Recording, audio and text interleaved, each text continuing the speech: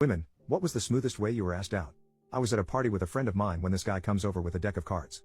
He insisted on showing my friend his party trick and proceeded to have her choose a card at random. She grabbed the card and kept its identity to herself, and he placed it back in the deck and shuffled it.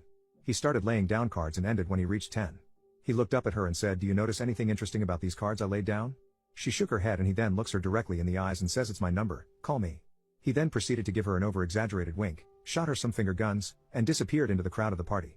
Summer of sophomore year, there was an ice cream store I would go to religiously every other day. They had a huge selection of flavors that rotated frequently, and the guy that worked there could predict what I'd order because it'd always have to be whatever was new.